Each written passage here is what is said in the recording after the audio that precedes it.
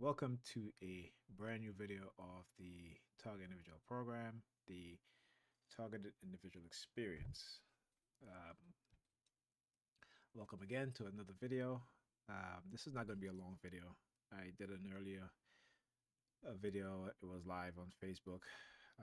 So if you guys can, go and check out my Facebook page, you will see what that video was about.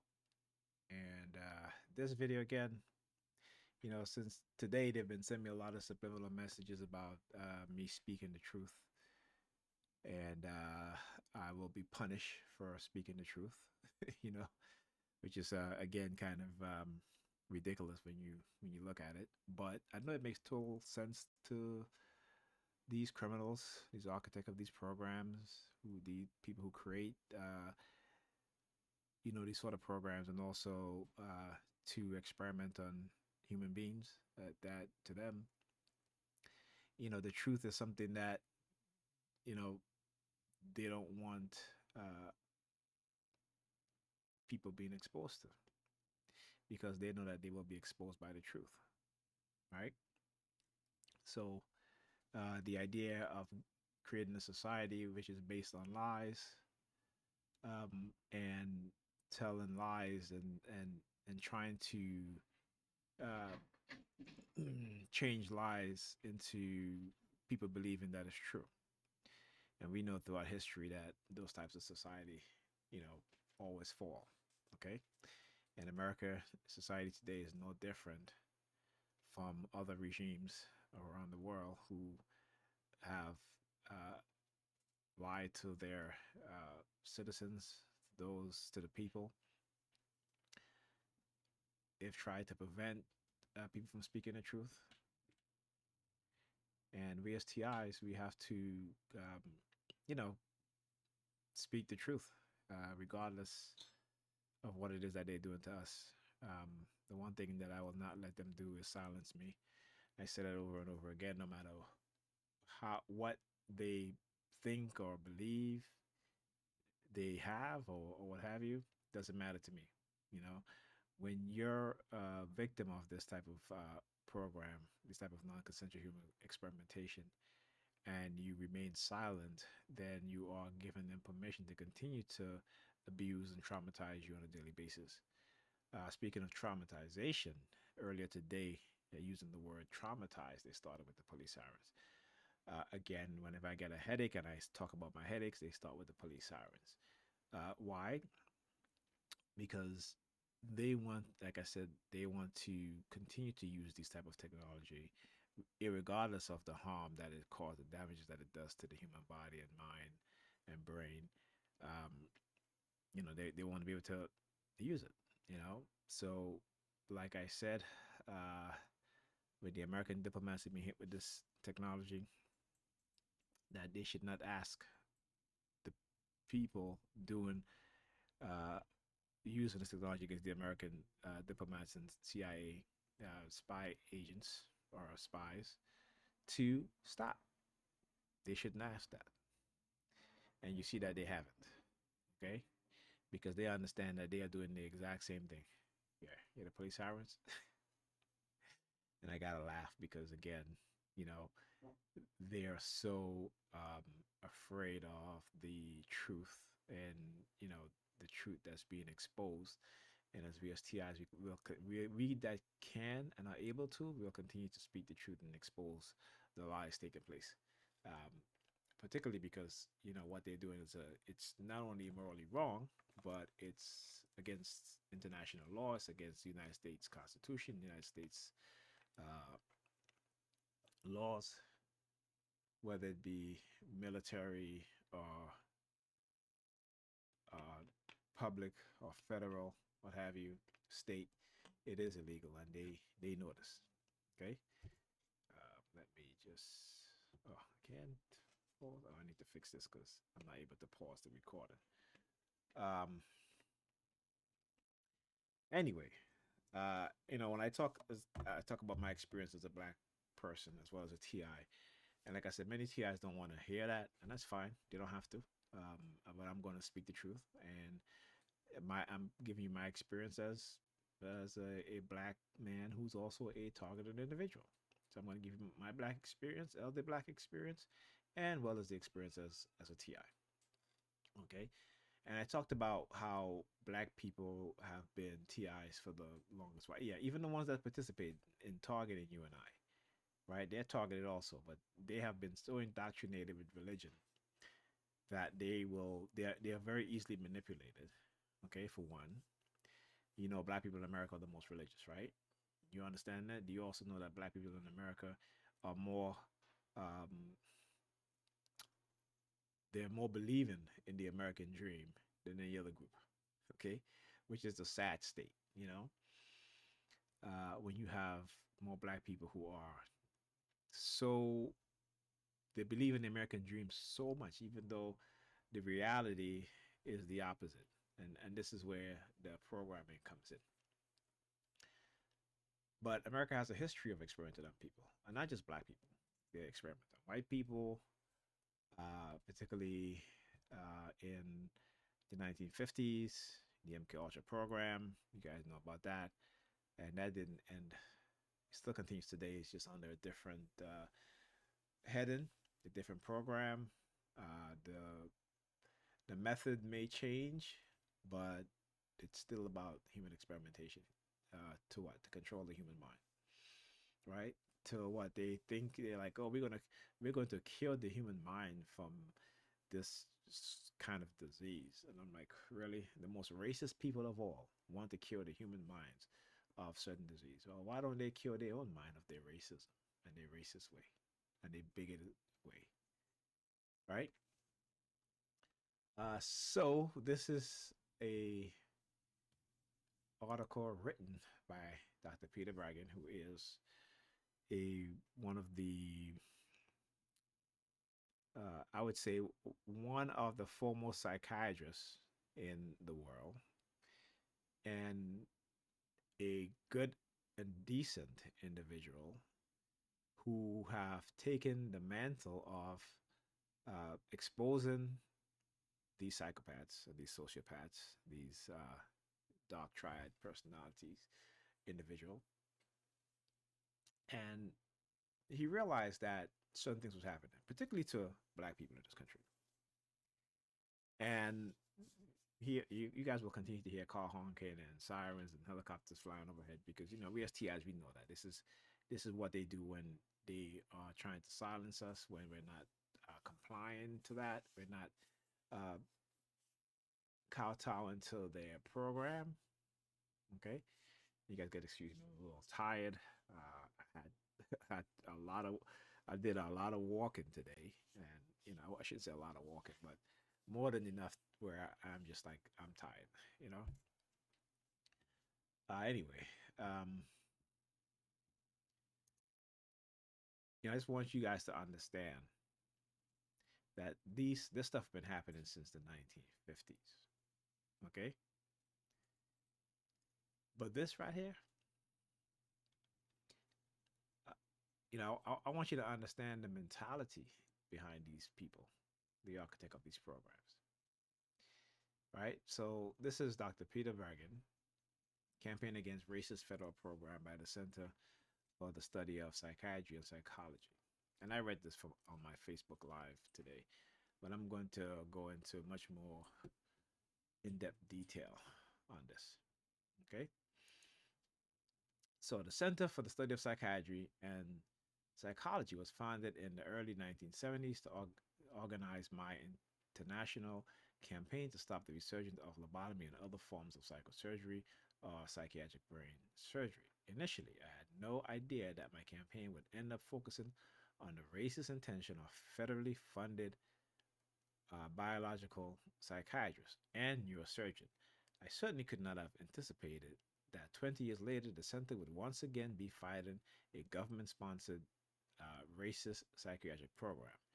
This reports tell the story of the first and second violent initiative and the center's effort to counter them. The first violent initiative. In 1971, I discovered that psychiatrists and neurosurgeons were planning and implementing a worldwide revival of psychosurgery. At the time,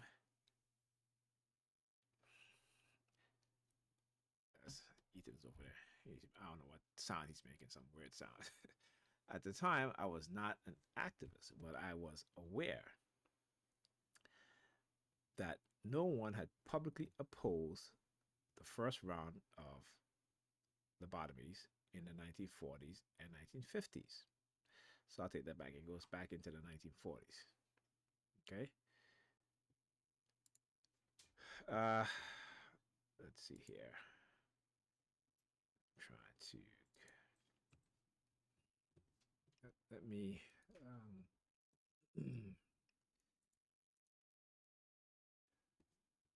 Okay. So, uh,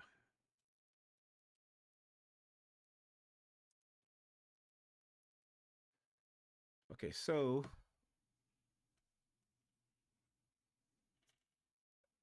I decided to take a stand. My medical training convinced me that improving the techniques of psychiatric surgery, for example, by replacing the scalpel with hot electrode, could not make the intervention.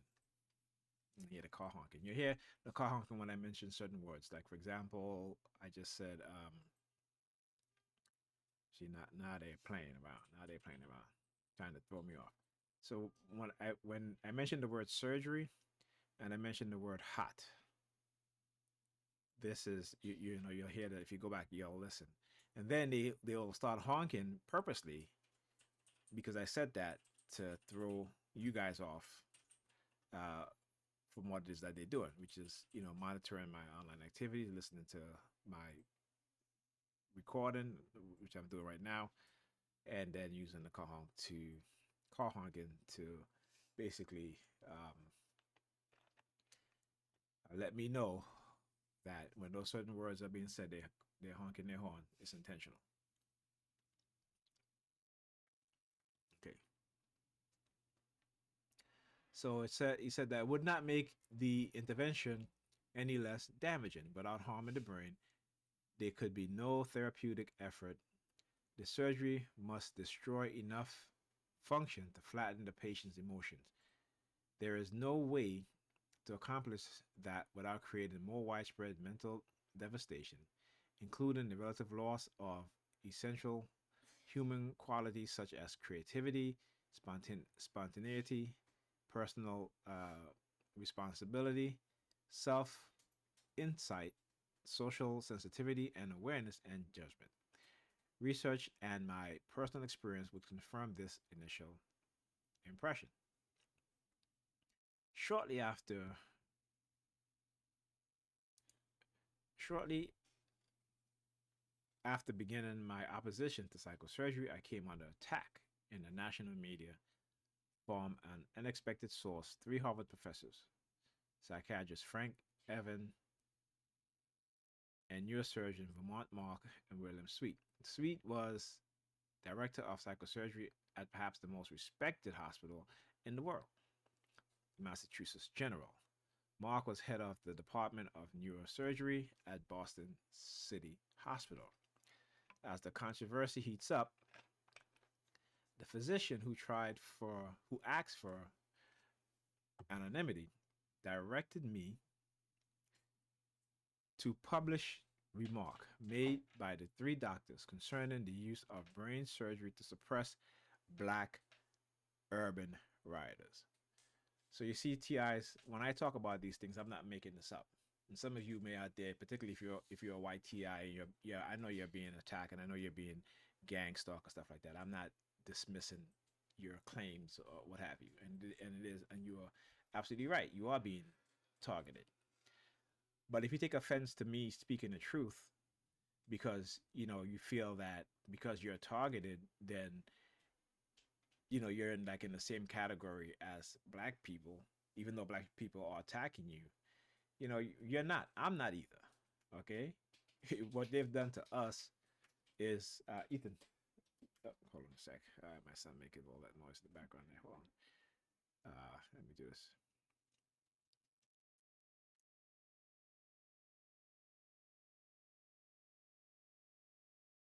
I just had to mute the mic. I want to guys to hear. So anyway, so when I say that that black people have been TIs for the longest while, right? And I'm serious about that. But the thing is, that, yes, black people participate in our targets like anybody else, but black people are more easier to manipulate because we have been conditioned that way. Not also conditioned that way, but environmental warfare against us using chemicals like lead, uh, other environmental chemicals that they use in our water. The fact that when you look at sanitation, uh, particularly in the cities, right? Sanitation disposal sites, they're within the black community. So when they're burning the garbage or what have you, the smoke, the chemicals, you know, we breathe those things in. And these sites are placed strategically within the black community for a reason, right? So, you know, again, like I said, I will give you the proof. I'm not talking just to talk, right? I don't talk just to talk. I don't say things out of my mouth without knowing what it is that I'm talking about. And anything that I say out of my mouth, you guys can go and do the research and find out for yourself. Whether it be issues as TIs being targeted with the psychological operation being implanted, being test subject for directed energy weapon, particularly for silent sound spectrum, and also computer brain interface (BCI) or remote neural monitoring. Okay, RNM. I've done the research after years and years. I mean, it's a shame right now that I can't really be focused. Like I have school. I'll tell you the truth. I'm gonna fail all my classes because I have been attacked so heavily within the past few weeks that is traumatizing for me. I go into my classes and you hear the sirens, and I'm gonna upload a video from this week, right? To the point where it's like, I can't even think, I can't even remember things. And they always trying to test my memory. For example, and they use the technology in my kids. I go to pick up my daughter. Yeah, this morning I had showed her a picture on my phone. So after when I picked up from class, she's like, "Dad, you remember that cat you showed me?" And I'm just like, "What cat?" And then it dawned on me what she was talking about. Even the day before, um, she had said to me something about some birds or what have you, and I was like, I don't remember any birds. I don't think there's any birds, but they're constantly doing to test our memory, right, to see the damages that it has caused. But again, sometimes things you will remember, other things you won't. And let me just say this: the criteria and how they, particularly in psychiatry, psychology, in terms of how they interview black people, right, in terms of getting disability, is much more stringent than white people. For example, if you guys don't believe me, go and go look up the black NFL players who were denied compensation because of um, concussions.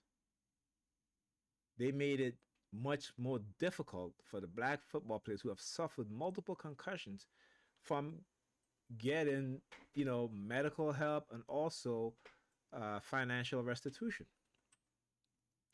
And like I said, I can Google it right now, but I'm not going to do that. I'll do it another video, and you guys can, when you watch this video, you guys can go and pull that article up yourself. Because like I said, nothing that I say can't be proven. Can't be proven. Everything I say can be proven, right? Because I do the research, I do the reading. Now I may not, sometimes when I do this, I have to have the article in front of me because I can remember a lot of this stuff. Okay. So in order for me to be accurate, I have to show you guys the source, even though you guys can find the source yourself. I have to show it to you guys. Okay, because that's important. That's important, not just for me, but for you guys too. So that when you guys go and you find these documents, and you find the articles, you can show that, hey, yeah, this, they've been doing this for a long time. This is nothing new. So nobody can turn around and say that you're delusional or you're crazy or you're making shit up. They can't say that. All right. Anyway, see here. Where was I? Right. So here we go. So as the as, as the controversy heated up, a physician who asked me for anonymity directed me to publish remarks made by the three doctors concerning the use of brain surgery to suppress black urban rioters. Soon after, in 1973, it's 1973 now. Okay, hold on a sec.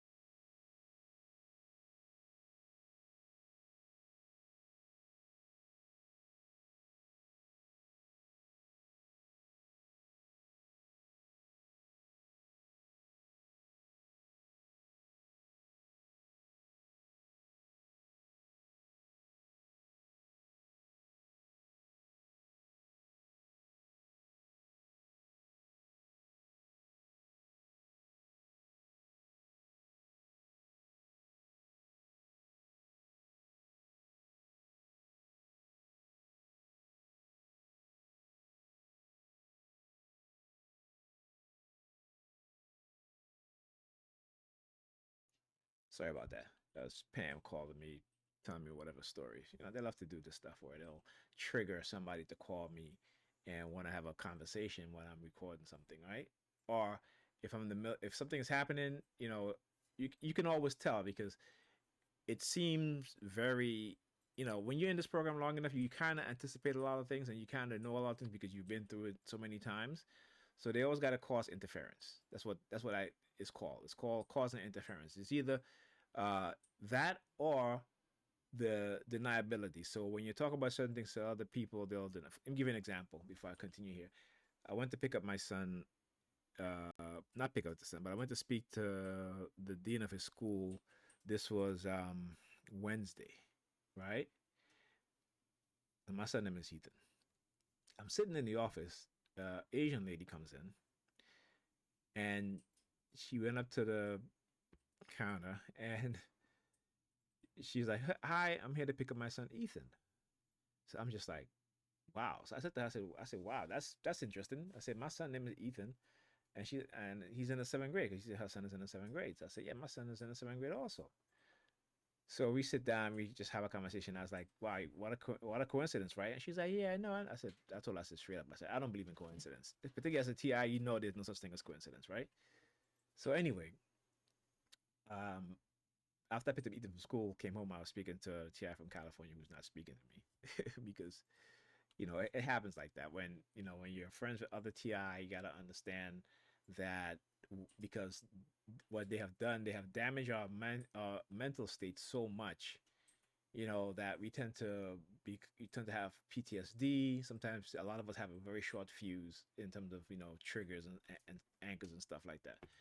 And so she was talking about Representative Omar, this Muslim woman who is a congresswoman in the United States Congress, and she was being threatened and stuff like that. So she tried to put her in the same category as what we as TIs going through, and I said, no, you cannot put her in the same category. Yes, she's being harassed. Yes, she's receiving threats, but she's not in the same category as us as TIs. We're non-consensual human experimentation victims first and foremost.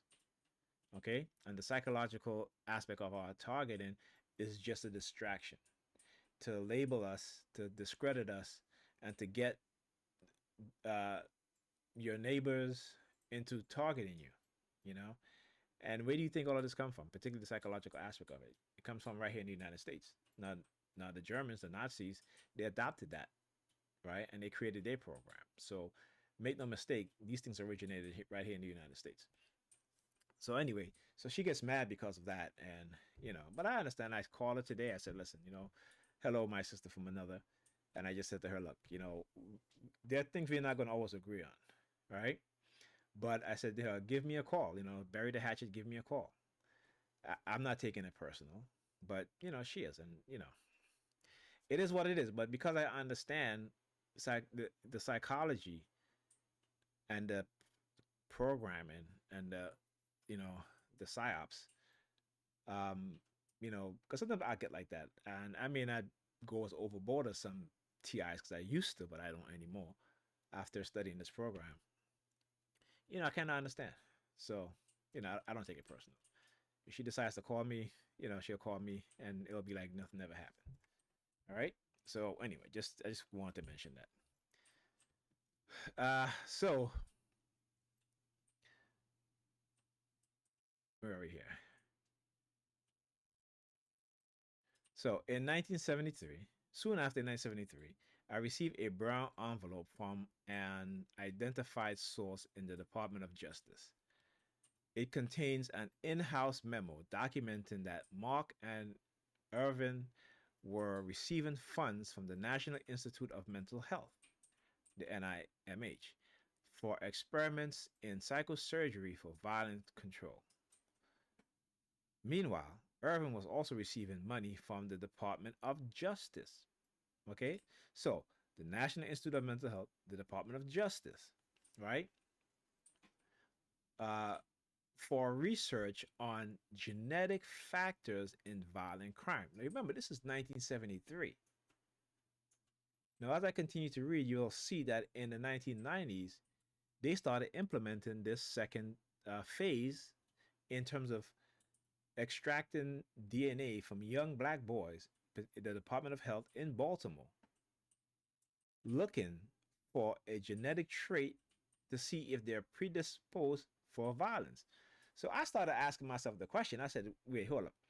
These people who were committing all these crimes, and because they had these titles of, chair of department or what have you, the director of the hospital, what have you, and they're so highly regarded, but these were some of the most evil individuals that ever walked the earth. Okay? And yet they cannot see their own violence. Right? They cannot see their own psychopathy. They cannot see their own uh sociopathism. Right? I even know if that's a word. Sociopathism. But they're isms, right? They're evil isms. Whatever. Psychopathicism, um, sociopathicism, what have you, because they exhibit and they have the psychological personality trait of the dark triads, right? The dark triad, right? And you guys look that up. Okay? So, anyway, meanwhile, Irvin was also receiving money from the Department of Justice for research on genetic factors in violent crime. Sweet was involved as a supporter, co-author, and a member of a private foundation that funneled the government funds to Mark Hewitt. So basically, they basically created what is called like a shell corporation, a shell company, or a shell foundation. They send the money to them, and then that shell foundation will give the money to the individuals, these evil individuals that they get to experiment, do these experiments for them. Okay, and they still do it. We see the FBI do it. Create shell companies that own small aircraft so they can surveil. The NYPD does it. Okay, they're still doing these things today. All right, they've just gotten more sophisticated and more secretive. So, in a 1967 letter entitled Role of Brain Disease in Riots and Urban Violence, In the Journal of American Medical Association, JAMA, Mark, Sweet, and Irvin, much like current violent initiative advocates, focus on individual vulnerability rather than upon larger social, economic, and political factors. See, here is your reason for the high crimes and the violence that's taking place, but they don't see it. They place the blame squarely on the victims of white supremacy and of economic warfare, social warfare, political warfare, educational warfare, psychological warfare, chemical warfare. All right.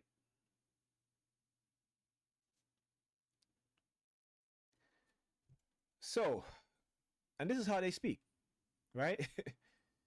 They ask if slum conditions alone determine and initiated riots, why are the vast majority of slum dwellers, okay, able to resist the temptation of unrestrained violence? Is there something peculiar about the violent slum dwellers that differentiate him from his peaceful neighbors?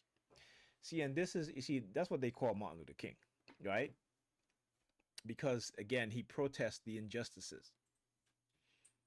So we all know that, you know, even though they like to create a pacified image of Dr. King, they like to play his "I have a dream" speech. Go and look and see who killed him. It was the United States government, right? And he was killed in the hospital. Okay, we have documentation, eyewitness of the nurse who was at Dr. King's bedside.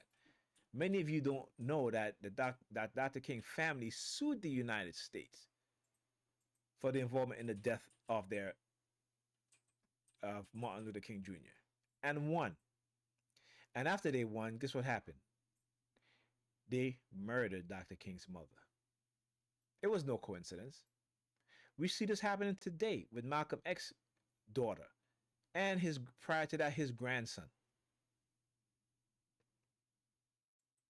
But yet we don't like to think that white supremacy exists. I understand if you're white and you think that way, or you're Asian, you think that way because you benefit from being white. Yes, even though you're a target, even though you're a TI, okay. Well, maybe I shouldn't say that because I already don't know enough about that. So I'm gonna retract that. So anyway, uh, but this is what happened: the destruction of the Black Panther movement, the creation of this false narrative, painting them as violent extremists, in which they try to do with the Black Lives Matter movement. And a lot of people believe it, even some of you TIs. And I'm gonna tell you, if you're a TI that believe that the Black Lives Matter movement is some violent organization, I can tell you in your face, fuck you. And I'll say it with a smile and I'll say it proudly. Okay? So despite, you know, I may have my disagreement with that movement, particularly in terms of the type of image they want to put out there when it comes to black family. Okay? But other than that, that's that's the only negative things I'm going to say.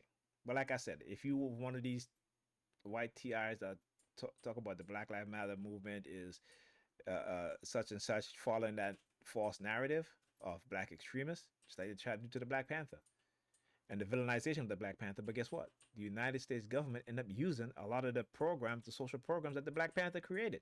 So there you go, motherfuckers. Fuck you. Go do your research. Why do you think they killed Dr. King? But now they want to put him up on a pedestal. Why do you think that?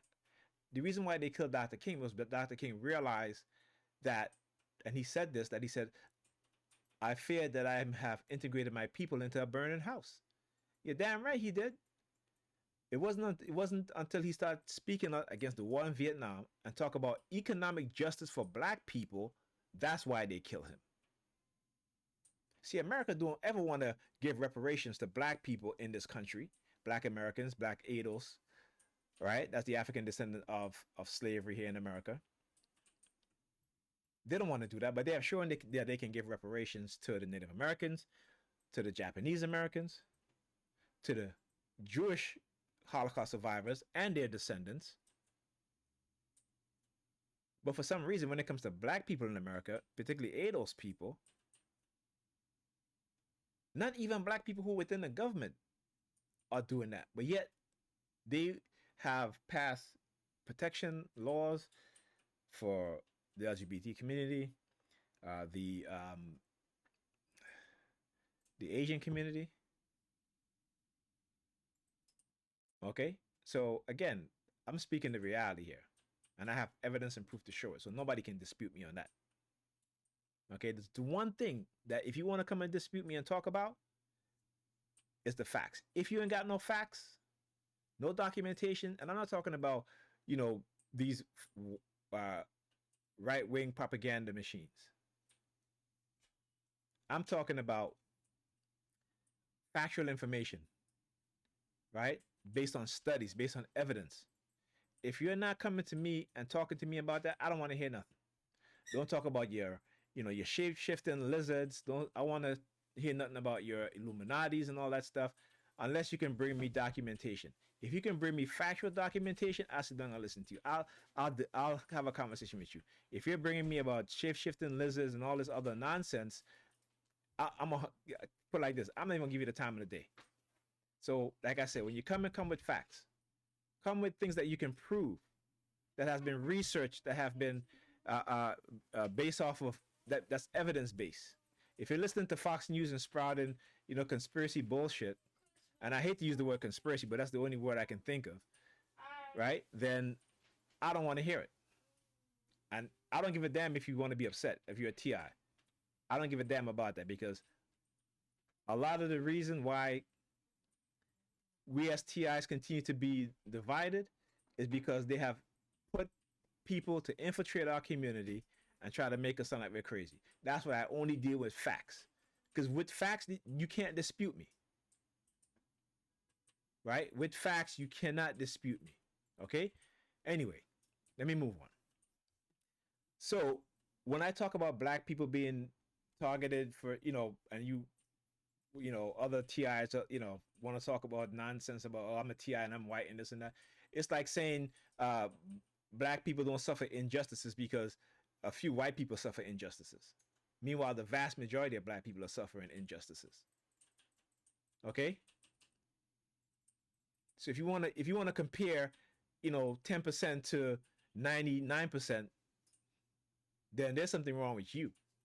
Okay? And also, you got to understand too that being a TI and being targeted by different groups of people will create. Ethan, please stop singing. Being a target because we suffer from PTSD and also that emotional manipulation, we tend to become angry at certain groups of people for targeting us. Now, I don't subscribe to being angry at one particular group. If you're of any particular group, then, you know, I'm going to be like, you know, screw you. Okay? So just understand it's to get you to hate particular groups of people, but not everybody in every particular group is targeting you. And that's the misconception that we fail to recognize as targeted individuals. You know, again, you have to understand, you have to study the psychology of this program in order for you to combat a lot of the emotional control, a lot of the that heightened sense of paranoia. Okay, and there's nothing wrong with being paranoid, because, you know, if you're even if you're paranoid, it doesn't mean that somebody's out to get you, right? Okay, because again, that's just a natural human emotion, a human state. If you're walking down the street and somebody's trying to harm you, you know, and you want to you trying to get away, you know what I'm saying? Then yeah, you could say that that person is paranoid, right? But it doesn't mean that somebody isn't trying to harm them.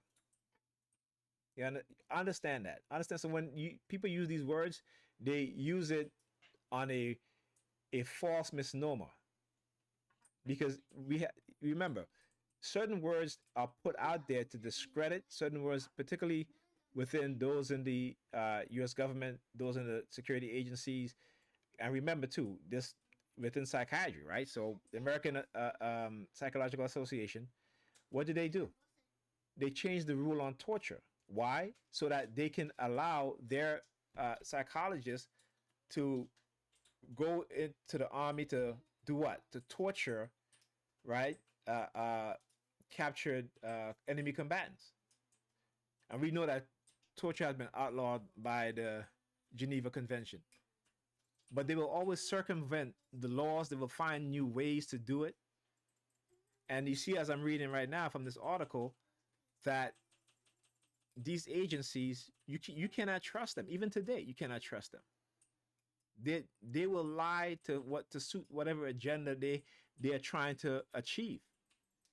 So you have to have a logical way of thinking, a critical way of thinking.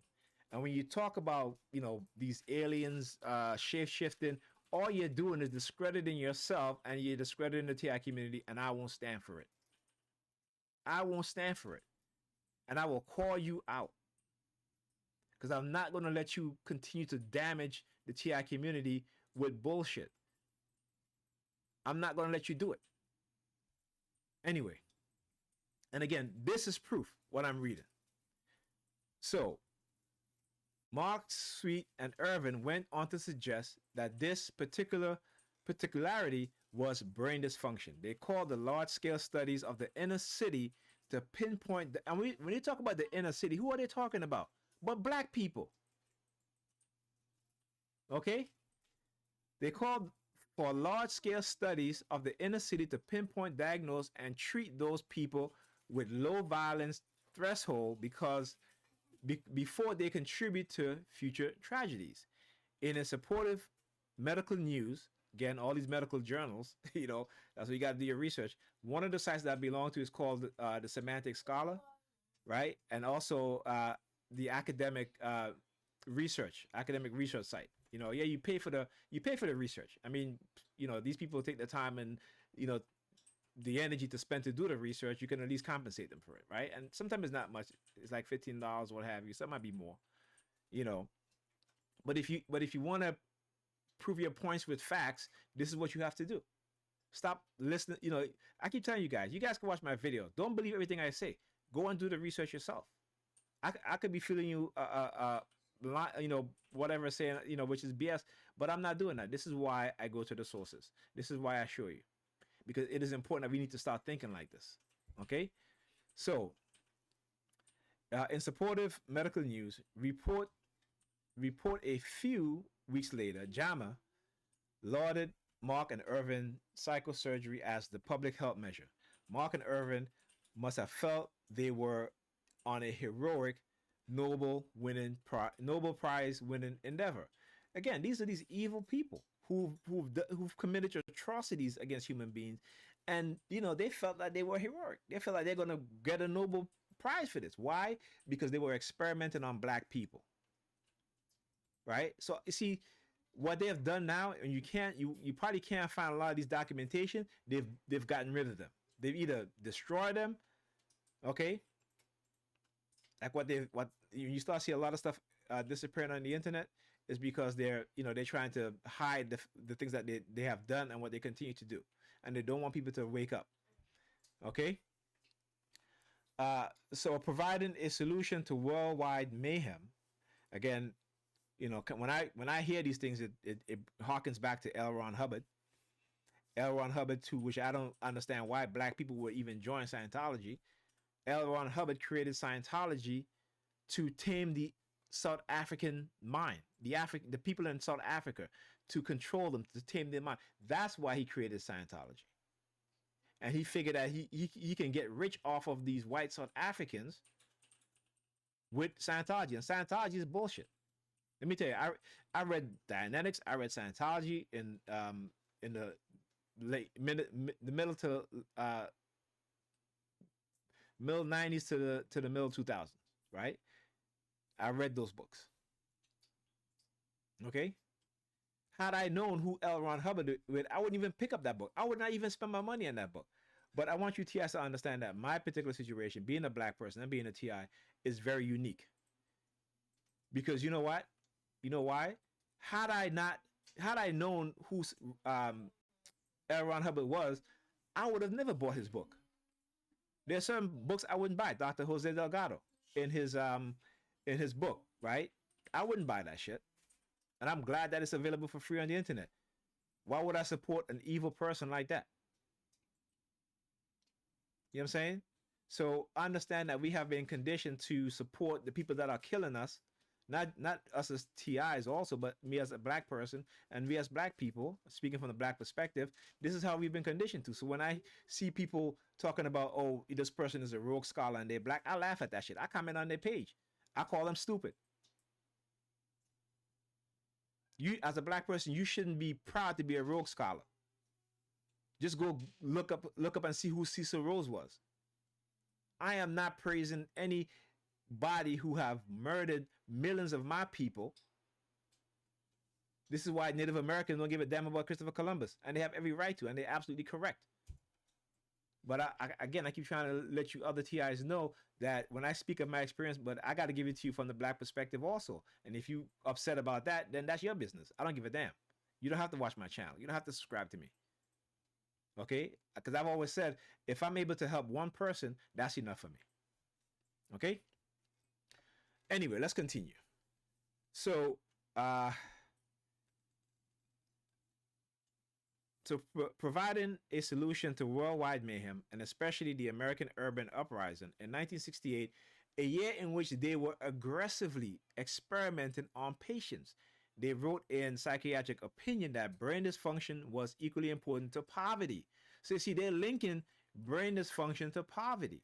And I'm going to tie that in terms of within the black community within the past 40 years, 50 years, right? From the 1970s going up, how the purposely environmental warfare involving lead and lead paint, and also lead under the ground, in which buildings were built on, particularly for which houses black people, right? How that has been used to dumb us down.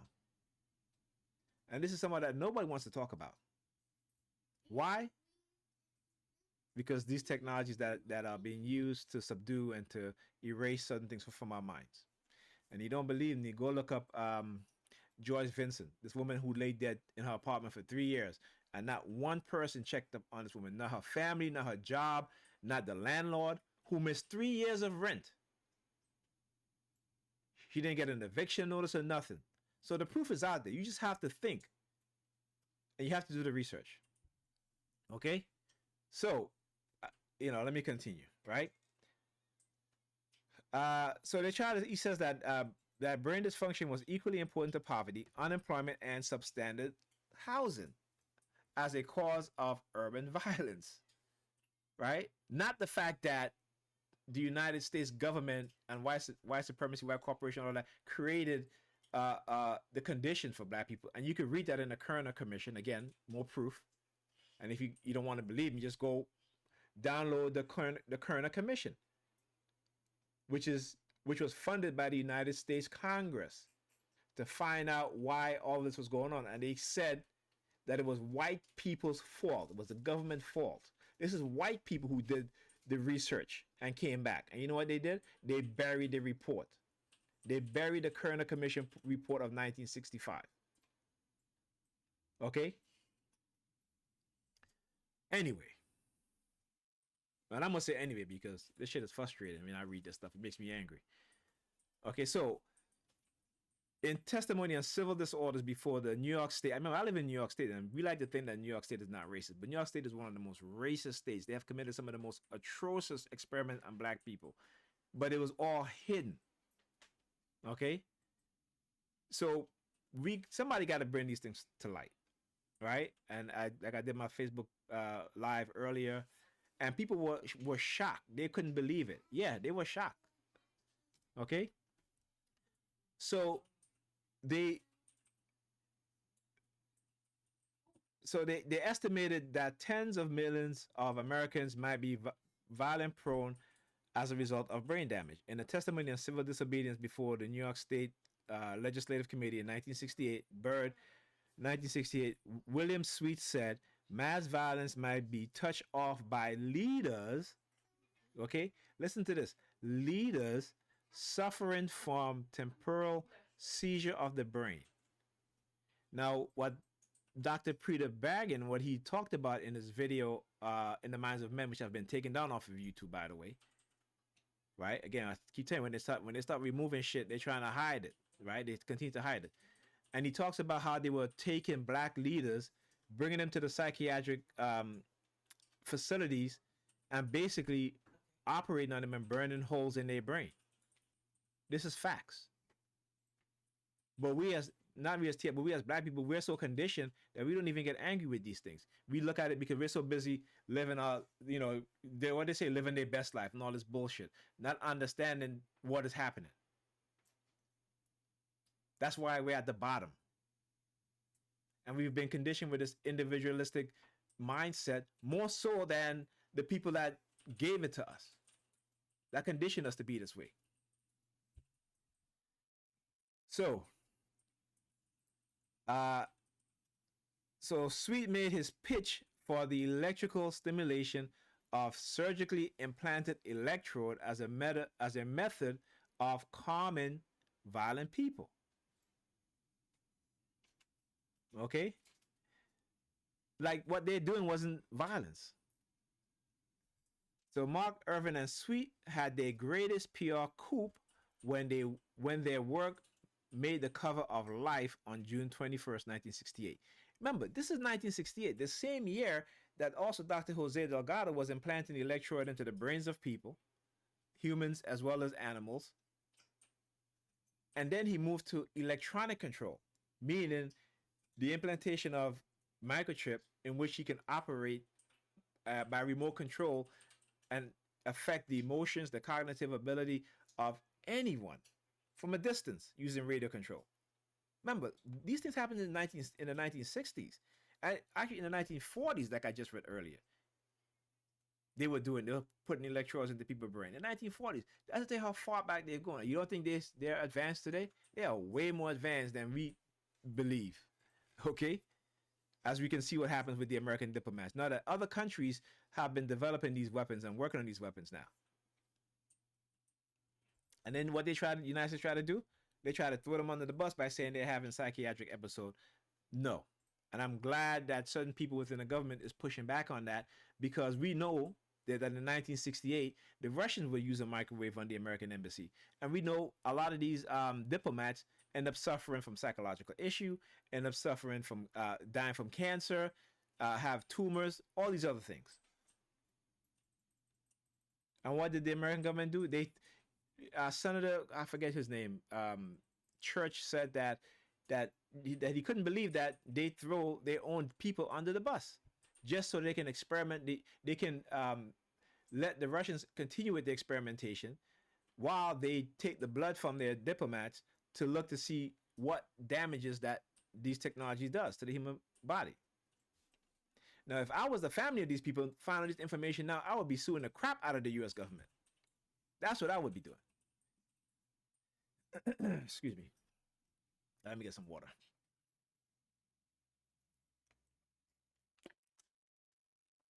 You see, when you do something wrong, they want to hold you accountable. But this is why I say the dark personality triad types, they always find themselves and put themselves in position of authority, so they can commit crime, commit evil, and get away with it. Because the one thing they don't want to do is to be held responsible. And if they can get somebody else to do it for them, that's what they'll do. When it comes to being responsible, having responsibility, they don't want that. They don't want to be held accountable.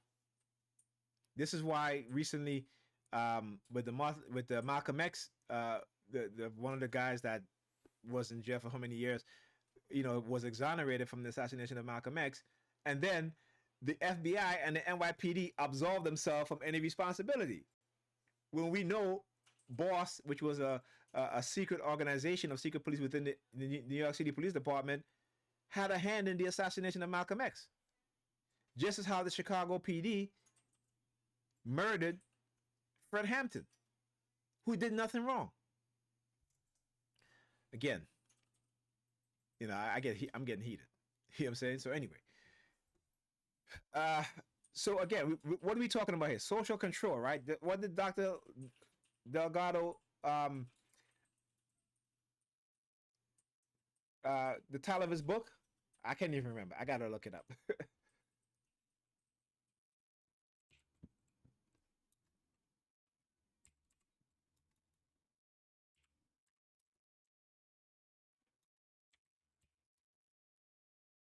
Physical control of the mind.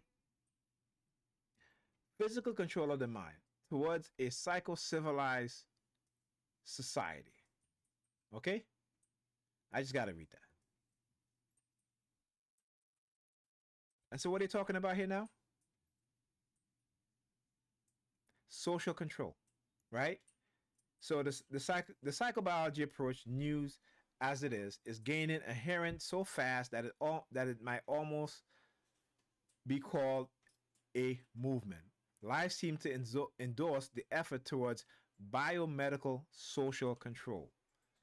In a slum neighborhood, everyone may live under the same frustrating set of pleasures and tensions, but only a small minority will engage in rioting.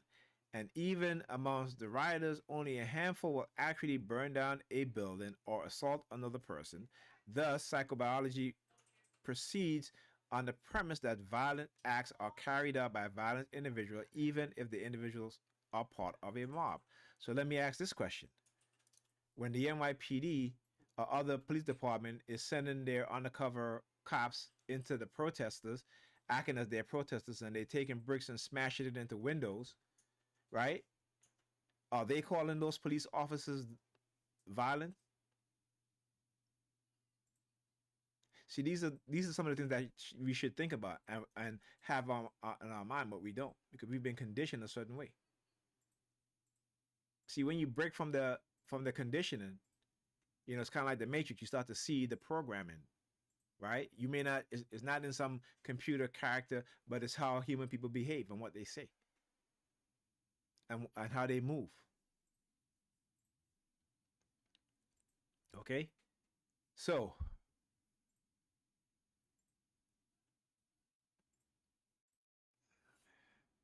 the article gave a big spread to Mark and Irvin psychosurgery for violence. The Fate of Thomas R. In their book, Violence and the Brain, 1970, and elsewhere, Mark and Irvin describe Thomas R., sometimes called Leonard K., as a young white man. Again, not only did they experiment on black people, but they experimented on white people too. I said this. Right? Uh, Largely safe from epilepsy, so they say, right? And completely safe from violence by psychosurgery.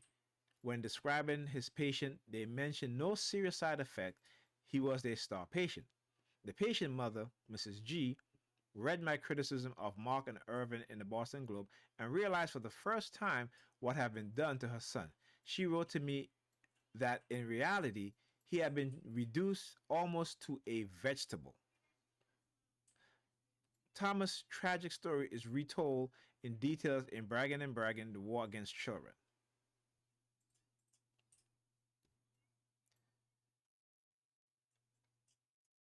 As a result of anti-psychosurgery campaign, all of Mark and Irvin and Sweet federal funding for genetic and psychosurgery experimentation was cut off. Now, why was it cut off? Because of people like Dr. Peter Braggett. Had he not taken up the mantle to expose what's going on, they would not have lost their funding. So I want you to understand that.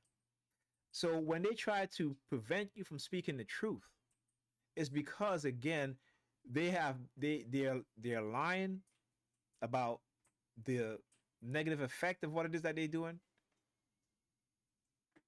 Understand this. This is why I do what I do to show the negative effect of what they do. People may say, I look crazy, what have you. That's fine. Labels don't ever bother me. Okay, because the majority of people calling me crazy are the ones that's crazy. When you present them with evidence, they don't even want to look at it. So who's crazy? And you know why? And also the German people were the same way. Why? Because they've been conditioned with what is called self-deception. Okay, they didn't want to know. They know what's going on, but if you give them the evidence, then they will have to confront it, right? But they don't. So, as a long,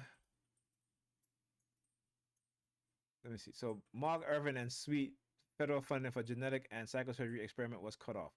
As a long delayed satisfaction to us, we learned this year that the center campaign against the DOJ Law Enforcement Assistance Administration. So again, for those who think that law enforcement is not involved, they are involved.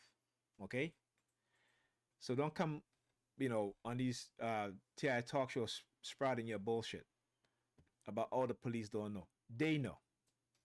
All of them may not know, but there's enough of them on there they know, and I've shown you. If you look at my videos, and I know I got a lot of videos. Okay. So anyway, we learned this year that okay, I read that the law enforcement funding for Irvin had brought about a dramatic reversal in official government policy. A guideline entitled "Use of LEA Funds for Psychosurgery and Medical Research" was signed by the LEAA. So what is that? This is Law Enforcement Assistant Administration. So their funding got cut off from the Department of Justice. But guess what? The Law Enforcement Assistant Administration, okay, continue to fund them. And on June 19, 1974, the guideline declared that any future grant application for psychosurgery would be denied. It further stipulated that all medical research, unless risk-free, would be denied and referred instead to the Department of Health, Education, and Welfare, DHEW, or now the DHHS.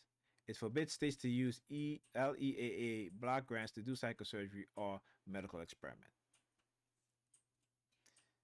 All right? Operating on little black children. Okay? If you read Robert Duncan book, and I think I bought it. I'm not quite sure, but he talks about an 11-year-old who they were doing a study on, a research on, I should say, experimentation on. He was a heterosexual little boy, and they changed him from a heterosexual little boy into a homosexual little boy. Now, within the past 30 years, the explosion of homosexuality, particularly within the black community, is striking to me. And so when I read that, I knew what was happening and what had happened. And there's nothing wrong with being homosexual. But when you are being artificially manipulated to be in that way, that is a problem for me. And it should be a problem to anybody else. Okay? Because you see now a lot of these people who have these trans surgery, these trans people who have surgery to turn them into men and having male and female fake anatomies. Well, not so much for the sexual I shouldn't say fake sexual, but the creation of what looks like male and female sexual anatomy. A lot of them now are having regrets. Okay? They're having regrets. And I think if they sit down and read the information, they might come to an epiphany, right? An understanding of what really happened to them. I'm not saying that it did, but I'm just saying that, So, yeah, I'm saying what I'm saying. I'm not saying that it did that is the case, but, I know that's the case. Okay? Sorry, I'm looking at the screen. Looking at my little image of me. But yeah, that's why. Okay? So, as far as we know, Mark and Irvin did not perform their psychosurgery experiment on any African Americans with more limited political aim. Perhaps another surgeon was operating on numerous black children. When I began researching the return of psychosurgery in the early 1970s, I quickly came upon the work of O.J. Andy, director of neurosurgeon at the University of Mississippi, Ole Miss in Jackson. He was publishing reports on multiple surgical intervention into the brains of small children, ages 5 to 12, who were diagnosed with aggressive and hyperactivity. So, what do they do for black children today? They label them with ADHD, which is attention deficit disorder, okay, and then they put them on drugs. So they've moved from the psychosurgery to pharmacological surgery. Okay. Uh, of his 30 to 40 patients he wrote me in 1971, most were children. Before the controversy hits the street, I phoned Andy, who told me he could not recall the race of any of the children. Later, I contacted a civil rights attorney in Mississippi who were able to determine that most of them were housed in a segregated black institution for the developmentally disabled. The attorney got onto the wards where the nurse told him with frustration that Andy had a completely free hand in picking children for psychosurgery. In 1966, Andy described JM, age 9, who was hyperactive, aggressive, combative, explosive, destructive, sadistic over a 3-year period. Now, it's not funny, but I mean, just to tell you that on a what? A 9-year-old boy. Okay? Over a 3-year period, Andy performed 4 separate multi-lasting operations, including at least 6 lesions with implanted electrode. The youngster was at bit said to be doing well. In a subsequent 1970 article, Andy again claimed that JM is no longer so combative and negative. Then he added, intellectually, however, the patient is deteriorated. While Andy did not take an active political position like Mark, Irvin, and Sweet, he did tell B.J. Mason, a reporter for Ebony, that black urban rioters could have abnormal pathologic brain and should undergo tests with whatever capacity we have now. Following worldwide publicity about his operations during the anti-psychosurgery campaign, in 1973, a committee of his peers at the university declared his research experimental. When Andy did not establish appropriate experimental protocol, he was prohibited from operating. Andy himself declared in 1980 that he had been forced to stop operating due to sociological pressure in his home community. So had he did not pressure him into stopping these things, he would still continue to do it. But this is what puzzles me. That these people who commit some of the most atrocious crimes, but because they have a title, and particularly in the United States, it's white supremacy. That's what it is. Okay, I'm gonna keep saying that, regardless of whether you want to agree with me or not, because I don't give a damn. Okay, it's white supremacy, and like I said, go read that current report. All right. So, in his 1973 state message, California Governor Ronald Reagan announced plans for the establishment of a biomedical facility to study the Center for the Study of the Reduction of Violence. Supported by state and federal funds, the first center was planned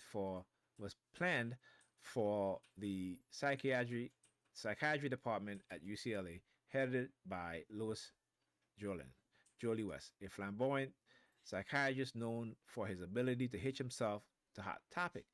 An earlier draft of West's proposed UCLA Center described using schools in Chicano and African American neighborhood to screen for possible genetic defect.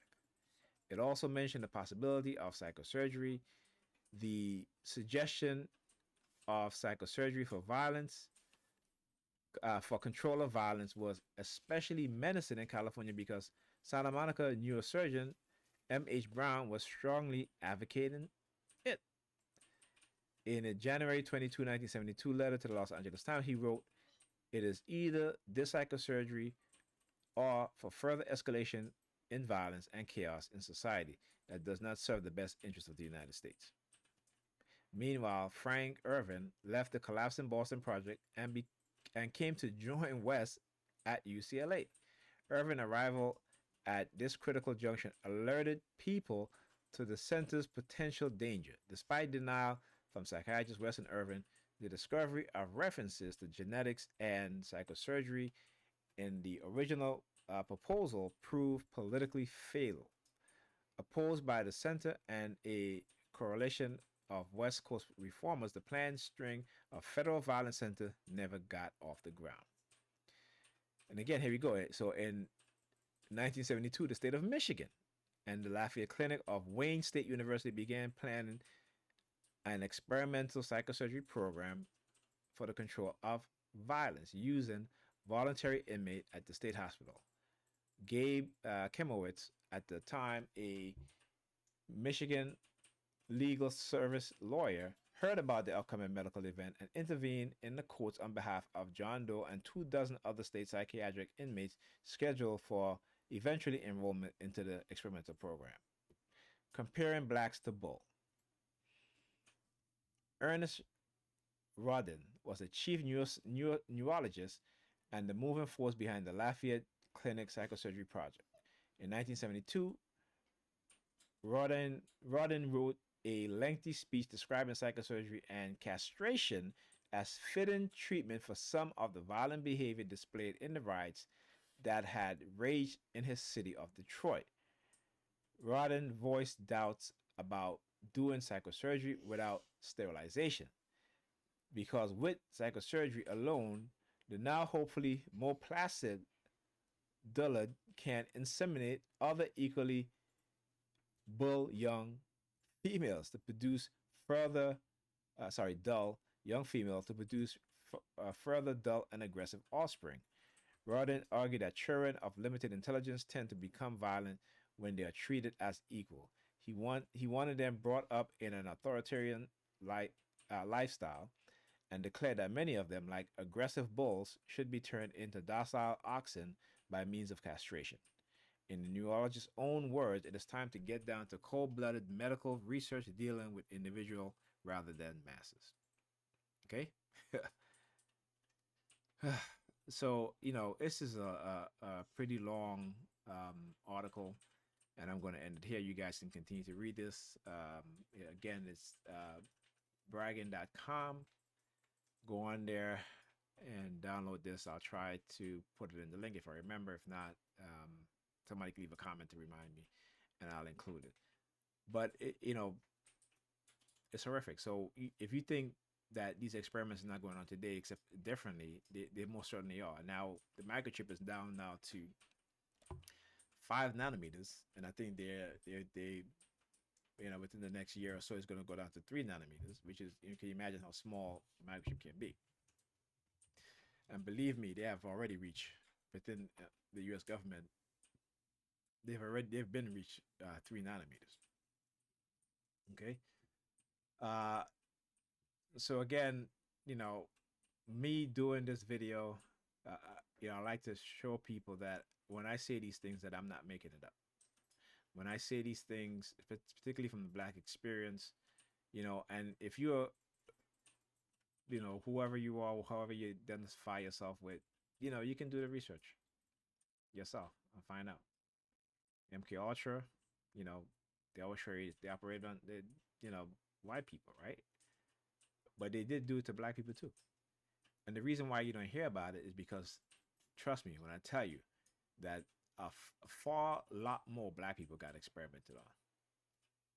Okay, and this is why they don't talk about that.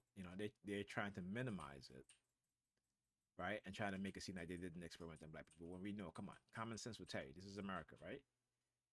And where do you think these? Like I said, you people will say, "Oh, these are Nazi mentality." No, these are American mentality. The Nazis had an American mentality. They didn't have a again, always speaking like I don't even know why, because Maybe I like to stay at myself. Anyway, not that I'm, you know, conceited anything like that. It's just, you know, it's like I'm talking to myself back, as the videos there. But anyway, like I said, this is America's mentality. The Nazis did not create their own Nazi mentality. They got it from the eugenics movement. Okay, this is why they had no problem bringing in over 1,700 Nazi scientists, psychologists, engineers, all the stuff. And then soon after that, they started with the MK Ultra program. Okay, and and black people were used almost exclusively in a lot of these experiments, but they're not going to talk about it because they know how horrible it is. Okay, they know this. You understand what I'm saying? So this is why you won't find articles where they're talking about experimenting on black people with the details that they do when it comes to experimenting on white people, because they know how bad it is. They know this. Okay. So anyway, that's it for the video. I will see you guys in the next video, and like I said, uh, you just gotta, as a TI and as TIs, you gotta, just like this is how you want people to recognize what you're going through and sympathize with you. You gotta understand that when it comes to me as a black person and us as black people in general, they have done some horrible shit to us, and that doesn't. I'm not taking away what you're going through. What they're doing to you is horrible. Okay, but I understand that they have been doing some serious shit to us, and like I said, whenever they do this, whatever they do in the black community, it will spill over into other communities. This is why those who are in other communities, when they remain silent, when it comes to your community, you can't now turn and ask black people to stand in solidarity with you when you never turn and act in solidarity with us. And I mentioned this about the Jewish community. When New York City started shutting down their school, all of a sudden they want to talk about, well, uh, we in the black community cannot stand for this, what have you. Prior to that, it was never we in the black community. It was about we, right? So people will always use opportunities to try to use us as black people, right? When they have shown that they have never given us any support, anything like that, right? But then they always want to side with the black community when they start feeling oppressed. Okay, I mean, this shit is funny, right? So it is what it is, and I'll see you guys in the next video.